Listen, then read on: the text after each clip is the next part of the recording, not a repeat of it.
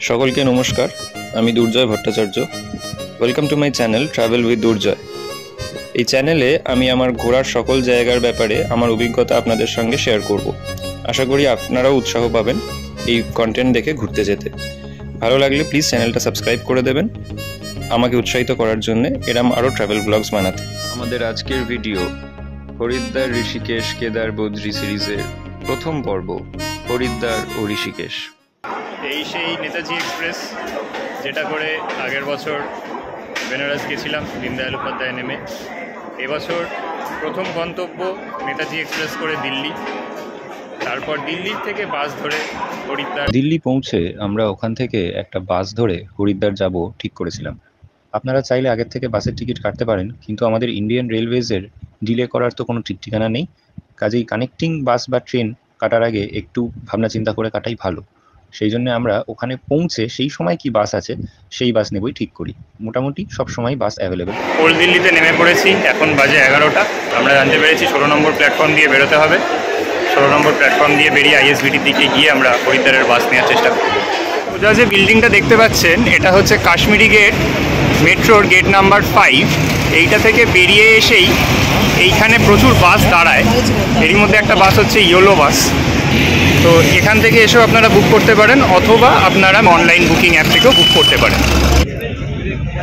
এইরকম মোটামুটি বড় বাস, স্লিপার বাস, এসি বাস। এর সিট পেছনে হেলানো যায়। দেখুন এটা কতখানি গ্যাপ রয়েছে, আশা করি দেখেই বুঝতে পারছেন। এই এতটা মতোই হেলানো যায়। বাস ছেড়ে দিল। 11টায় আমাদের ট্রেন ঢুকেছে। আমরা 12টার মধ্যে বাসে উঠে সেট হয়ে গেছি। আমরা কালকে হরিদ্বার পৌঁছবো ভোর 4:30। আমি যদি ক্যালকুলেট করে দেখি, ডুন এক্সপ্রেসে হরিদ্বার পৌঁছতে কিন্তু এই টোটাল টাইমের চেয়ে অনেক বেশি টাইম লাগে। কাজেই আপনারা যদি একটু টাইম বাঁচাতে চান তাহলে এইভাবে আসতেই পারেন। আইএসবিটিতে গিয়ে উত্তরাখণ্ড স্টেট ট্রান্সপোর্ট ট্যুরিজম ডিপার্টমেন্টের অফিস থেকে খোঁজ করায় জানতে পারি ওদের এসি সিটারের ভাড়া 793 টাকা। অনলাইনে এই ইয়েলো বাস আমি বুক করি মাত্র 349 টাকায়।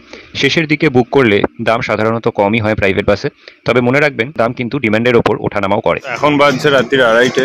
এই মালগাড়ি ধাবা, মালগাড়ি ধাবাতে আমাদের দাঁড় করিয়েছে গাড়ি। এখানে সামনে জেন্টস এবং লেডিস রেস্টরুমও আছে। খুব সুন্দর জায়গা, সাইডে পার্ক, ছোট ছোট স্টলস। ওই যে আমাদের ইয়েলো বাস দাঁড়িয়ে আছে। এখন বাজছে 4:15। আমাদেরকে গাড়ি নামিয়েছে হাইওয়ের ওপর এরকম একটা জায়গায়। পেছনের রাস্তাটা সোজা গেলে হচ্ছে হরিদ্বারের স্টেশন। সামনের রাস্তা এই হাইওয়ে সোজা চলে গেছে হারকি পৌরির দিকে। এইখানে আপনারা অটো পেয়ে যাবেন। আমি ভাবছিলাম এরা মাঝপথে নামালো কেন, তারপর দেখছি যে যতই লং ডিস্টেন্সের বাস আসছে, যেগুলো দেরাদুন যাচ্ছে বা ঋষিকেশ যাচ্ছে, যেগুলো হরিদ্বারের লাস্ট স্টপ নয়, তারা কিন্তু এখানেই নামাচ্ছে। আর হরিদ্বারের লাস্ট স্টপ হলে রেলওয়ে স্টেশনের উল্টো দিকেই বাস স্ট্যান্ড আছে হরিদ্বারে, সেখানেই নামায়। আমরা এখন হরিদ্বারে পৌঁছে গেছি, একদম হারকি পৌরি ঘাটে। এই এখন ব্রিজটা দিয়ে হাঁটছি, এখনো ভোরের আলো ফোটেনি, মোটামুটি ভিড় আছে, দেখা যাক। যেখানে নামালো সেখান থেকে হারকি পৌরি প্রায় 4 কিলোমিটার রাস্তা। আমরা একটা অটো করে এলাম, ভাড়া পড়লো 100 টাকা। মর্নিং আরতির টাইমিং হচ্ছে সকাল 5:30 থেকে 5:45-র মধ্যে স্টার্ট হয়। একটা জিনিস বলে রাখি, আমাদের অটোওয়ালারা নামার পর বলেছিল হোটেল দেখতে নিয়ে যাবে, এবং সকালে নাকি গঙ্গা আরতি হয়ই না। যাই হোক, ইনফরমেশন আমার কাছে ঠিকঠাকই ছিল যে সকালে গঙ্গা আরতি হয়, সেই জন্য আমরা আসতে পেরেছি, এসেছি, জোর করেই এসেছি এক প্রকার, যে না আমাদের গঙ্গা ঘাটি ছাড়ো, আমরা আরতিই দেখবো। তো এই ধরনের মিথ্যে কথা থেকে পারলে একটু দূরে থাকবেন, নিজেদের সতর্ক থাকবেন, ইনফরমেশনগুলো ঠিকঠাক রাখবেন নিজেদের কাছে, আর এলে অবশ্যই আরতিটা দেখবেন সকালে। এবং ক্লক টাওয়ার, চেষ্টা করবেন এই ক্লক টাওয়ারের পাড়েই বসার, ওই পাড়টাতে আরতি হয়।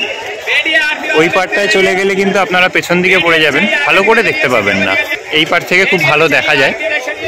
এবং এখানে প্লাস্টিক টাস্টিকও পাওয়া যায়, যদি মনে করেন যে ভিজে আছে তাহলে প্লাস্টিক কিনে নিতে পারেন। আমরা তো হোটেল নেওয়ারও সময় পাইনি, তাই লাগেজ সমিতি এখানে বসে পড়েছি। জয়।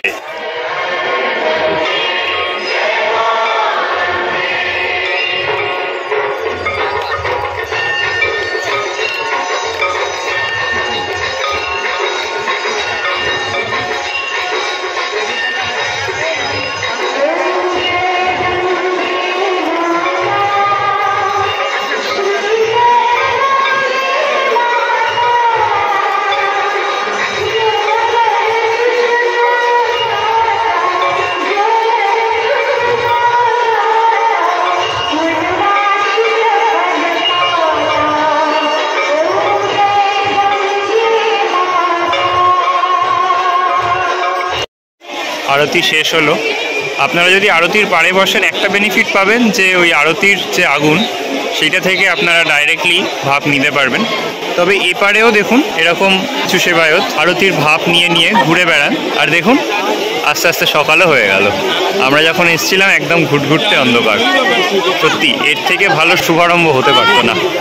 এসে উঠেছি সাধুরাম মাড়িওয়ালা সেবা আশ্রমে। একটু খুঁজতে এই আশ্রম আমি খুঁজে পেলাম। এখানে ভাড়া হচ্ছে পার হেড পার ডে 125 টাকা করে মাত্র, কিন্তু ফ্যামিলি আসতে হবে, সিঙ্গেলদের রুম দেয় না।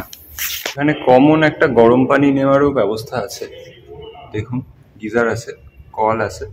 এই হচ্ছে মোটামুটি রুম, দেখুন কত বড়। এইদিকে এরকম বড় তাক করা আছে, ওখানে কুলারও আছে। এই দরজা দিয়ে বেরিয়ে একটা বারান্দাও আছে, ছোট একটা কিচেন। আর এই হলো বাথরুম, বড় বাথরুমও আছে। আমি হোটেলের ভেতর দিকটাও দেখিয়ে দিই। দেখুন কত সুন্দর বারান্দা ভেতরে চারিদিকে, এবং এইদিকে একটি মন্দিরও আছে, খুবই ভালো। আপনারা এলে এখানে উঠতেই পারেন। হরিদ্বার ঘুরতে আমাদের প্রথম গন্তব্য চণ্ডী মাতা মন্দির। হোটেলের বাইরে স্টেশনের কাছে প্রচুর অটো দাঁড়িয়ে থাকে। আমরা একটি অটো রিজার্ভ করে নিলাম 200 টাকার বিনিময়। শেয়ারে গেলে 30 বা 40 টাকা করে পড়ে। এইখান থেকে হচ্ছে এন্ট্রি, একদম এন্ট্রি গেট অব্দি অটো আসে। চণ্ডী মাতা মন্দির ও মনসা দেবী মন্দির হেঁটেও ওঠা যায় ও রোপওয়ে করেও যাওয়া যায়। রোপওয়ের কম্বাইন্ড টিকিট 349 টাকা দিয়ে আপনারা উভয় মন্দির থেকেই কেটে নিতে পারেন। এর ভ্যালিডিটি 2 দিন থাকে, কাজেই একদিনে দুটো মন্দির ঘুরতে না পারলেও আপনারা পরের দিনও অন্য মন্দিরটি ঘুরে নিতে পারেন। যদি হারকি পৌড়ি ঘাটে সন্ধ্যারতি দেখতে চান তবে শুরুতে চণ্ডীমাতা ও পরে মনসা দেবী মন্দির ঘোরাটাই প্রযোজ্য, কারণ মনসা দেবী মন্দির থেকে হারকি পৌড়ি ঘাট খুব কাছে। করে আমরা উপরে উঠে এসেছি। এই হচ্ছে চণ্ডী মাতা মন্দির। সামনে এরকম পুজোর সামগ্রী কেনার অনেক দোকান রয়েছে। এরকম পথ দিয়ে গিয়ে মন্দিরের ভেতর ক্যামেরা অ্যালাউড না, তাই আবার বেরিয়ে ভিডিও করা শুরু করলাম। ওপর থেকে হরিদ্বার শহর কি সুন্দর লাগছে দেখুন। এখানে একটি বিশেষ লস্যির দোকান আছে, স্পেশালিটি হচ্ছে হাম লস্যি পিলাতে নেই খিলাতে হ্যায়। সত্যি আমরা এখান থেকে লস্যি ট্রাই করেছি, খুব ঘন এবং ভালো লস্যি। আপনারা এলে এটা অবশ্যই ট্রাই করে দেখবেন। চণ্ডীমাতা দর্শনে এলে রোপওয়ে থেকে নেমে এই রাস্তাটা চলে গেছে চণ্ডীমাতার দিকে, আর এই দিকে একটা রাস্তা চলে গেছে হনুমানজির মা অঞ্জনী মাতার মন্দিরের দিকে। এই দেখুন এইখানে সাইনবোর্ডে সব ইনফো দেওয়া আছে। এইটা অনেকেই মিস করে যায়, এইটা কিন্তু মিস করবেন না। খুবই সুন্দর এবং ফাঁকা ফাঁকায় ভালো দর্শন করতে পারবেন। চণ্ডী মাতা মন্দিরের বাইরের থেকে আমরা অটো করে নিলাম মনসা দেবী মন্দির যাওয়ার জন্য। ভাড়া পড়লো জনপ্রতি 50 টাকা করে। অটো যেখানে নামালো সেখান থেকে মিনিট 5 এরকম বাজারের মধ্যে দিয়ে হেঁটে আমরা পৌঁছলাম মনসা দেবীর রোপওয়েতে। আমরা ঢুকলাম গেট নাম্বার 4 দিয়ে। এসে এই কাউন্টারে আপনাদের টিকিট দেখালে এরকম একটা স্লিপ দেবে, যেখানে আপনার রোপওয়ের কেবিল কার নম্বরটা লেখা থাকবে। আমাদের 104। এখানে এরকম বসে ওয়েট করার বড় জায়গা আছে। আর ওইখানে দেখুন ইলেকট্রিক বোর্ডে নাম্বারটা দেখাবে, একটু খেয়াল রাখবেন আপনার নাম্বার যেন পেরিয়ে না যায়। আমাদের রোপওয়ে ছাড়লো, আমরা এখন রোপওয়েতে করে উঠছি। সাথে সাথে বৃষ্টিও নেমেছে, সব মিলিয়ে খুব মনোরম পরিবেশ। সন্ধ্যা হয়ে যাওয়ায় আমরা হারকি পৌড়ি ঘাটে যেতে পারলাম না ঠিকই, তবে হারকি পৌড়ি ঘাট মনসা দেবী মন্দিরের খুবই কাছে, যে কারণে রোপওয়েতে যেতে যেতেও আমরা গঙ্গা দর্শন করে নিলাম। রোপওয়ে থেকে নেমে এসে এইদিকে হচ্ছে মন্দিরের রাস্তা, সোজা নেমে আপনাদের বাঁদিকে যেতে হবে, এবং এখানেও অনেক পুজোর সামগ্রী দোকান আপনারা পেয়ে যাবেন।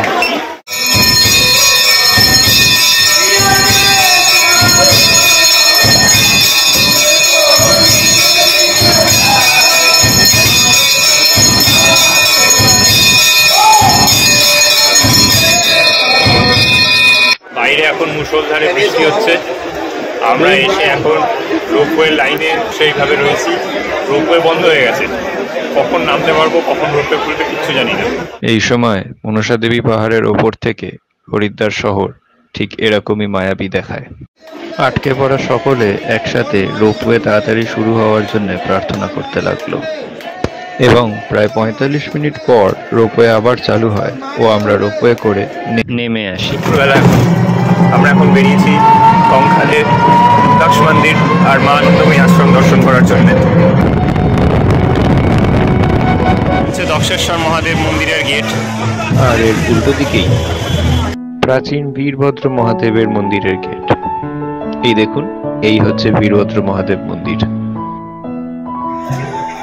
এই হচ্ছে দক্ষ মন্দির, দক্ষ প্রজাপত মন্দির বা দক্ষ মহাদেব মন্দির, যাই বলুন আপনারা। এই আশপাশে প্রচুর পুজোর সামগ্রীর দোকান টোকান আছে, মিষ্টির দোকান টোকানও পেয়ে যাবেন আপনারা, খাবার দোকানও আছে, বাইরে অটো স্ট্যান্ডও আছে। কাজে আপনারা যদি এখানে এসে টোটো ছেড়ে দেন, এখান থেকে টোটো বা অটো আপনারা পেয়ে যাবেন, এরম না যে রিজার্ভ করেই করতে হবে। দক্ষ মন্দিরের পাশেই আছে গণেশজি ও বজরংবলীর মন্দির, আপনারা এখানেও আসবেন। দক্ষ প্রজাপত মন্দিরের এন্ট্রেন্সটা মেন মন্দিরের পাশে এরম একটি সরু জায়গা দিয়ে, এবং পাশেই বয়ে যাচ্ছে গঙ্গা। এটি দক্ষেশ্বর মহাদেব বা দক্ষ প্রজাপতের ছবি। একই কমপ্লেক্সে দেখে নিন আম্বে মাতা মন্দির, মা কালীর মন্দির ও গঙ্গার পাড়ে গঙ্গা মাতা মন্দির। পাশেই দেখে নিন লক্ষ্মীনারায়ণের মন্দির ও রাধা রাসবিহারীর মন্দির। মা দুর্গার কিছু অবতার চোখে পড়ল দক্ষেশ্বর মহাদেব মন্দিরে। সত্যি মায়ের কত রূপ। মন্দিরের পাশেই এরকম একটি শিব মন্দির করা আছে ছোট, পাশ দিয়ে খুব শান্ত স্রোতে গঙ্গা বয়ে যাচ্ছে, খুব মনোরম নিরিবিলি পরিবেশ এখানে। এই জায়গাটায় এলে এই জায়গাটা কিন্তু মিস করবেন না। এই পথটি হচ্ছে মেন দক্ষ মন্দিরের পেছন দিক।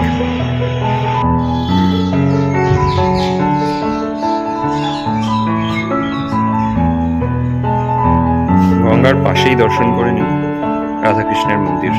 পাশেই শিব শক্তিপীঠ মন্দিরে এসে মহাকাল ও মহাকালী মন্দিরের দর্শন করে নিন। এই কমপ্লেক্সে পাশেই আছে প্রাচীন শীতলা মাতা মন্দির।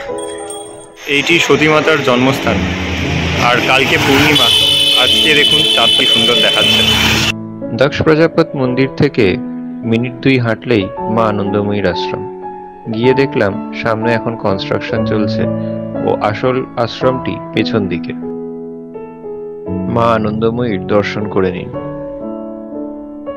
এটি মা আনন্দময়ী আশ্রমের টাইম টেবিল।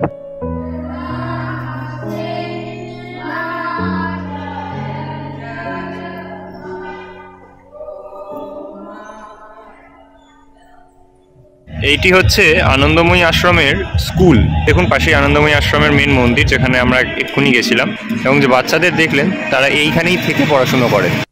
হরিদ্বারে স্টেশনের একদম সামনে থেকেই শেয়ার অটো পাওয়া যায় ঋষিকেশের। 70 টাকা করে নেয় পার পার্সন। ঋষিকেশে ত্রিবেণী ঘাটে ছাড়ে। আপনারা যদি রামঝুলা অবধি যেতে চান তাহলে আরও 20 টাকা এক্সট্রা লাগে।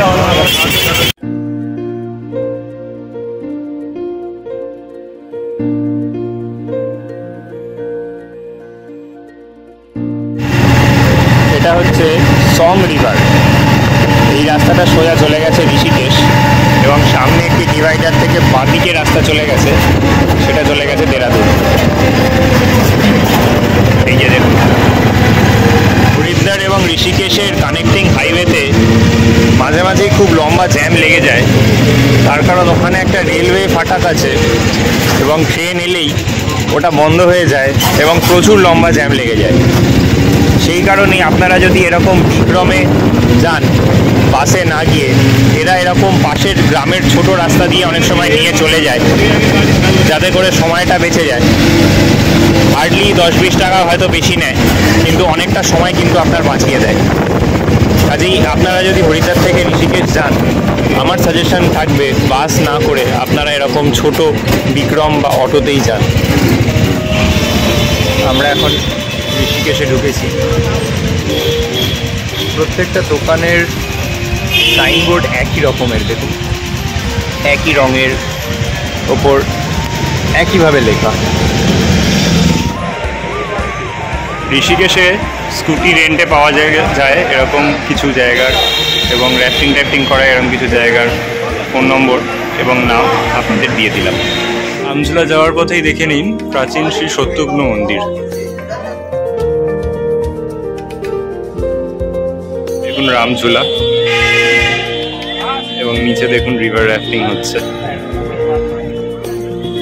উল্টো দিকে গীতা ভবন দেখা যাচ্ছে। পাশে পরমার্থ নিকেতন আশ্রম, এবং এইটি হচ্ছে জানকী ঝুলা। লক্ষণ ঝুলা বন্ধ আছে, তাই লক্ষণ ঝুলা আর যাওয়া হচ্ছে না। রামঝুলা যাওয়ার পথে এই ঋষি গঙ্গা অ্যাডভেঞ্চারে আমরা এসছি রিভার র্যাফটিং করব বলে। 300 টাকা করে বলছে, মোড়ের মাথায় যারা ধরেছিল তারা 400 টাকা করে বলছিল। আপাতত গিয়ে আপনাদের সঙ্গে বাকি এক্সপিরিয়েন্সটা শেয়ার করব। এরকম একটা application form and assumption of risk আমাদের দিয়ে সাইন করানো হলো। এখন র্যাফটিং করতে যাচ্ছি, গাড়িতে বসেছি। যেখান থেকে র্যাফটিংয়ের জন্য বুক করবেন তারা এরকম একটা গাড়ি দিয়ে দেবে আপনাদের, মানে যতজন বুক হবে। আমরা দুজন জয়েন করেছি, আমি আর দাদা। এছাড়াও অন্যান্য লোকেরাও আছে, মোটামুটি 7-8 জন করে নেয় এক একটা স্লটে। এই গাড়ি আমাদের যেখানে নামাবে সেখান থেকে র্যাফটিং স্টার্ট হবে। আর বলেছে যে যেখান থেকে উঠেছিলাম মোটামুটি সেই জায়গায় এসে শেষ হবে। 12 কিলোমিটার রাস্তা, আর এখানে মোটামুটি 300 থেকে 400 এরকম পার হেড। মোটামুটি তপবন পেরিয়ে নীলফলের রাস্তা ছাড়িয়ে আরও এগিয়ে যাচ্ছি আমরা।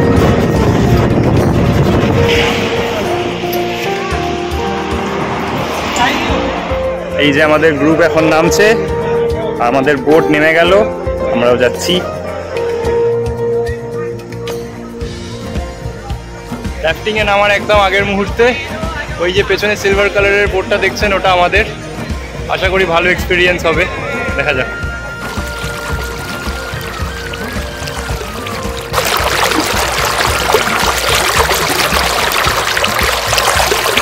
এখন আমরা র্যাফটিং বোটে রয়েছি, র্যাফটিং করছি।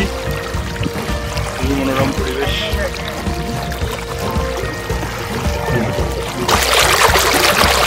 র্যাফটিং করে চলে এসেছি। তো র্যাফটিংয়ের সময় শুরুর দিকটায় ওরা ফোন নিয়ে নিজেদের কাছে রেখে দেয়, ওদের থেকে ভিডিও বানাতে বলে। এটার জন্য প্রায় 3200 প্রথমে বলছিল, তারপর 2400 বলছিল। আমাদের বোটে যারা ছিল কেউই রাজি হয়নি টাকা দিয়ে করানোর জন্য। একদম শেষের দিকে এসে ওরা ফোন ফেরত দিয়েছিল, তখনই যেটুকু যা ভিডিও বা ফটো তুলেছি সেইটুকুই। এছাড়া মোটামুটি 3টে র্যাপিড ওয়াটার্স পড়ে, খুব বেশ ওয়াইল্ড সেখানে গঙ্গা। আর এবারে মোটামুটি প্লেনই থাকে, কিছুক্ষণ করে র্যাপ করতে হয়, কিছুক্ষণ করে রেস্ট করায়। সামনে যে বসে তার কিন্তু ভিজে যাওয়ার খুব চান্স থাকে, ওরা লাইফ জ্যাকেট পরিয়ে দেয়, সেই পরে কেউ যদি গঙ্গায় নামতে চায় তাকে নামতেও দেওয়া হয়। এছাড়া এমনি খুব ভালো এক্সপিরিয়েন্স। 300 টাকা দিয়ে গেলাম আমরা, আর 20 টাকার পাচ্ছি, তো 320 রুপিজে I think it is really worth it. আমরা এখন আবার রামঝুলার পথে হাঁটছি। পাশে আমার ঋষিকেশে কিছু কিউরিও শপস অ্যান্ড বিভিন্ন ছোটো ছোটো কাপড়ের দোকান, তারপরে এখানে আয়ুর্বেদিক স্টলস এইসব করছে। খুব ভালো, আপনারা এলে রিভার র্যাফটিংটা অবশ্যই ট্রাই করবেন। আর একটা জিনিস বলে রাখি, আমরা তো আনপ্রিপেয়ার্ড চলে এসেছিলাম, মানে আমরা ভাবিনি আগে যে রিভার র্যাফটিং করবো, এসে ঠিক করি। আপনারা যদি করবেন ভাবেন তাহলে মোটামুটি একটা শর্টস এক্সট্রা, একটা এক্সট্রা গেঞ্জি বা টি শার্ট কিছু নিয়ে নেবেন, কারণ আপনারা যদি গঙ্গায় নামেন ভিজে যান তাহলে উঠে এক্সট্রা কিছু করতে হয়। এইটাই বলবো যে, আর মোটামুটি একটা টাওয়েল এক্সট্রা নিয়ে আসবেন। কেউ যদি অশান্ত গঙ্গায় র্যাফটিং করতে ভয় পান, কিন্তু গঙ্গাবক্ষে একবার ভ্রমণও করতে চান, তাহলে এখানে গঙ্গা পারাপার করার ফেরিও আছে, জনপ্রতি 40 টাকা করে নেয়।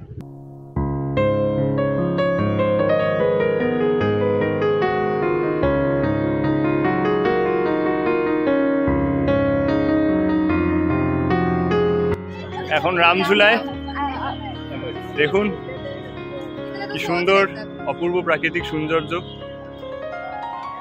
রামঝুলা এবং জানকী ঝুলা এই দুটোই এখন খোলা আছে, লক্ষণ ঝুলা বন্ধ আছে।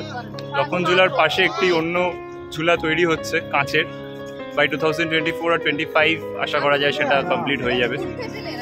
তো আপাতত এলে এই দুটোই ঘুরতে পারবেন, আর যদি 2025-এর পরে আসেন তাহলে আরও একটা। রামঝুলার পাশেই দেখা মিলল রাম ফলের, খুব টক খেতে ছিল, তবে এলে ট্রাই করতে পারেন। এইটি হচ্ছে গীতা ভবন।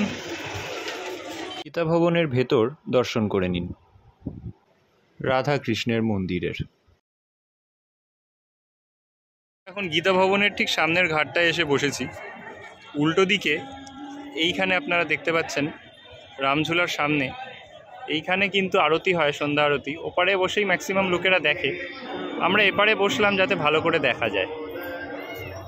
আরতি দেখে আমরা আবার হরিদ্বার ফিরে যাই ও কেদারনাথ যাওয়ার প্রস্তুতি করতে থাকি, যার ব্যাপারে আপনাদের পরের ভিডিওয়ে বলবো।